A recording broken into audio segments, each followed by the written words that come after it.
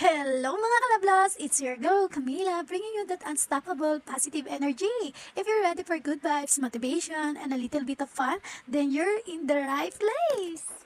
Hello mga kalablas! Welcome back to Camila guys! Siyempre, andito na naman ang iyong girl, Camila, para sa isang masarap, mainit at punong-puno ng tawanan na vlog. Ngayon, mag-iihaw tayo ng pork liempo dito sa labas ng bahay. At siyempre, ang ating tagapag-iihaw ng bayan, walang iba kundi ang pogi kong babe, si Danilo. Yes mga kalablas, babe ko, hindi nyo.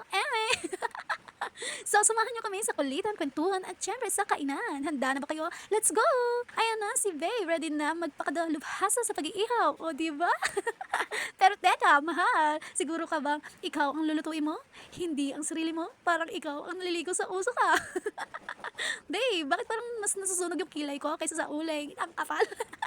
Eme, teka, bakit?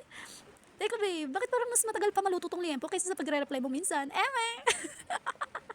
Mga kalablots, i-comment nyo nga yung mga panic comments nyo habang nag-iihaw. May umiiyak diba sa uso o may nahulog na sa ihawan? Pero sa feelings, So ayun na nga mga kalablos, habang nag-iihaw, may naiisip ako. Ang buhay at pag-ibig parang pag-iihaw. O diba? Minsan ang apoy masyadong malakas, may mga challenges na parang sinusubok ang patient natin. Minsan naman mahina ang baga, parang kulang sa effort, kaya hindi nagiging maayos ang resulta.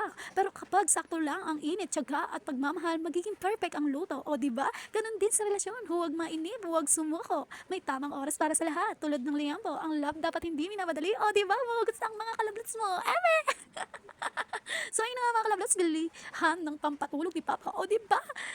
Mga kalablas, mataga, ano ba yarn? Puro kalablas eh, no?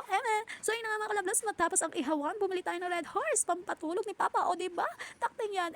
Pero syempre, walang tatalo sa pulutan kapag inihaw na liempo. Sa bawat kagat may kasamang kwento. O diba? Ang dami na. So yun na nga mga kalablas. At syempre, walang mas masarap sa pagkain kundi yung sabay-sabay kayong kumakain kasama ang pamilya. Hey! Babe, wag mo ubusin niya. Di porkit ikaw nag-iihaw, ikaw may-ari ng buong ulam. Ako talaga yun. Ang lakas ko kumain, di ba? So ayun na nga mga kalablas, ang pag-ibig, parang love natin, masarap kapag mainit, pero minsan nakakapasok din sa bibig ang usok. O, di ba? Ay, sino to? Bakit parang ikaw ang naubusan ng kanin? Ganun ba kagutom? Mga kalablat, simple man o bongga ang handa, basta sama-sama, solve na solve. Kaya make time for your loved ones. Ang tunay na kasayahan, hindi sa dami ng pagkain, kundi sa dami ng tawanan. O, diba? So, ayun na mga kalablas, may message ako sa inyo. Ang buhay parang pag-iihaw. Kapag nasobrahan sa init, sunog. Kapag kulang, hilaw. Kaya dapat sakto lang ang tiyaga at pasensya. O, diba? Huwag matakot sa apoy ng buhay. Ang pagsubok ay hindi para sunugin ka, kundi para patibayin ka. O, diba? Dami na.